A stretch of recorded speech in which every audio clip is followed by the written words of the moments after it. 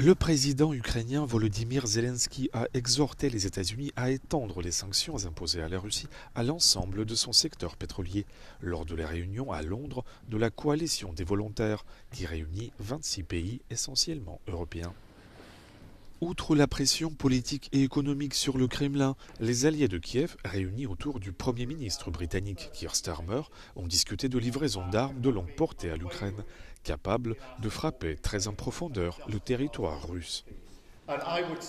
Decisions, we really don't have something which can destroy ballistic. That's why Americans helped us, but also Europeans, because firstly, Europe delivered Patriot systems, but United States, they did it together because United States gave licenses for this. Yes, but I hope that we will in any way we will find a way how to produce our own systems. We have to do it. Keir Starmer a qualifié d'absurdes les revendications territoriales de Vladimir Poutine en Ukraine. Plus tôt dans la journée, Volodymyr Zelensky a été reçu par le roi Charles III au château de Windsor. C'est la troisième fois cette année que le leader ukrainien a une audience avec le monarque. Les États-Unis ont confirmé l'envoi du plus grand porte-avions au monde dans la mer des Caraïbes, officiellement pour renforcer la campagne militaire contre le trafic de drogue.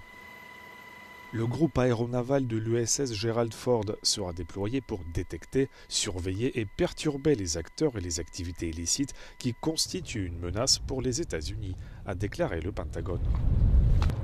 Cette annonce intervient peu après la 10e frappe américaine connue dans la région depuis le début de septembre, contre un bateau de narcotrafiquants présumés qui a fait 6 morts. Ces opérations ont fait grimper les tensions avec le Venezuela. Après cette dernière escalade, Nicolas Maduro a accusé Washington de fabriquer une nouvelle guerre. Trump, pour sa part, accuse le dirigeant chaviste d'être à la tête d'un cartel de drogue, ce que Caracas nie. Just peace, just peace, just peace, forever, forever, forever. In a historic ruling, a Paris court sentenced 27-year-old Dabia Benkired this Friday to life in prison without the possibility of parole for the rape, the torture and the murder of 12-year-old Lola Davier in 2022. The first time such a sentence has ever been handed down to a woman in France. The case horrified the nation for its brutality and ignited a fierce political debate after it was revealed that Benkired, born in Algeria, was undocumented and had been asked to leave the country just 2 months before the crime. Throughout the trial, Dabia Benkired showed no emotion, just as the verdict was read, a chilling contrast to the grief of Lola's family.